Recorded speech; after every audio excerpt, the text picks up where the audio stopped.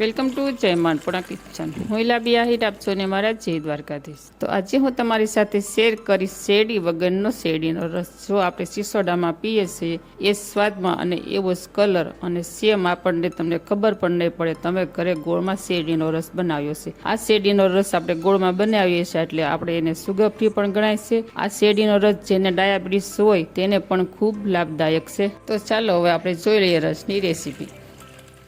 શેરડીના રસ બનાવવા માટે આપણે ગોળની જરૂર પડશે. ગોળ લેશું તો જ આપણે બહાર જેવો શેરડીનો રસ બનશે. ગોળ તમે કોઈ પણ લઈ શકો, આવો વ્હાઈટ લઈ શકો, આપણે દેશી આવે છે એકદમ લાલ જેવો, એની જગ્યાએ તમે એ પણ લઈ શકો છો. જે તમે ખાતા હોય તે ગોળ લઈ શકો. અને હવે આપણે આવી રીતે ચાકુ વડે ઝીણું ઝીણું વાતરી લઈશું. તમને ગમે ત્યારે શેરડીનો રસ પીવાનું મન થાય તો બહાર જવાનો ટાઈમ ન હોય તો તમે આવી રીતે ઘરે ફટાફટ શેરડીનો રસ બનાવી અને ઠંડો ઠંડો એન્જોય કરી શકો છો.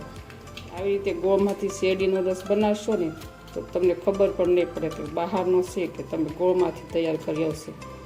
એવો એકદમ ટેસ્ટી અને એવો સેમ જેવો સ્વાદ બનશે.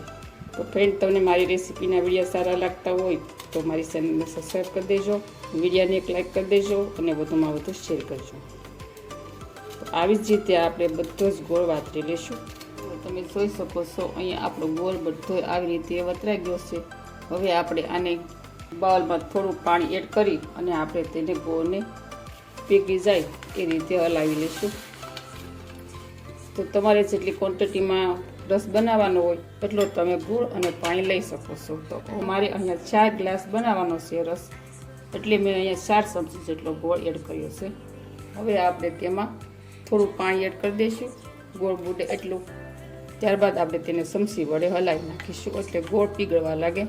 એ હાથ વડે આપણે ભાંગી નાખીશું એટલે ગોળ ઝડપથી પીગળવા લાગે. અહીંયા આપણે ગોળનું પાણી તૈયાર કરી દીધું છે. આપણે તેને મિક્સર જારમાં એડ કરી દઈશું.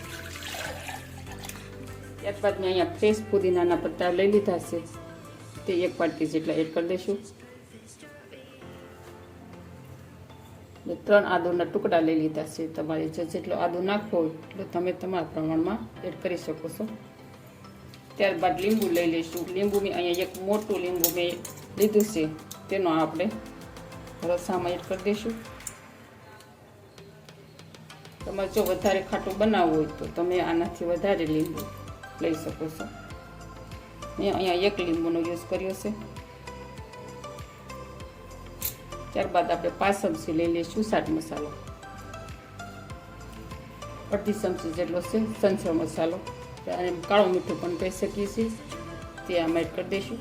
લઈ લઈશું બરફના થોડા ટુકડા. તો પહેલાં આપણે બરફના ટુકડા એડ કરવાથી રસનો કલર સરસ આવે છે. હવે આપણે તેને ગ્રાઇન્ડ કરી લઈશું. તૈયાર છે આપણો ઠંડો ઠંડો શેરડી વગરનો શેરડીનો રસ. હવે આપણે તેને કાચના ગ્લાસમાં સર્વ કરીશું. હવે તેમાં થોડા થોડા બરફના ટુકડા એડ કરી દઈશું. તો અહીંયા મસ્ત મજાનો આપણો છે ને એકદમ ઠંડો ઠંડો શેરડીનો રસ. તમે આ રેસીપી એક ચોક્કસ ઘરે ટ્રાય કરજો, બહુ સરસ બને છે શેરડીનો રસ. થોડો થોડો ચાટ મસાલો એડ કરી દઈશું. તો આ છે આપણો શેરડીનો રસ. તો તમને આ શેરડી વગરના શેરડીના રસની રેસીપી સારી લાગી હોય તો સબસ્ક્રાઈબ કરી દેજો ચેનલને, વિડીયોને લાઈક કરજો અને વધુમાં વધુ શેર કરજો. તો આવજો, ફરી મળીશું આવી જ નવી રેસીપી સાથે. Thank you. જય દ્વારકાધીશ, જય સિયારામ.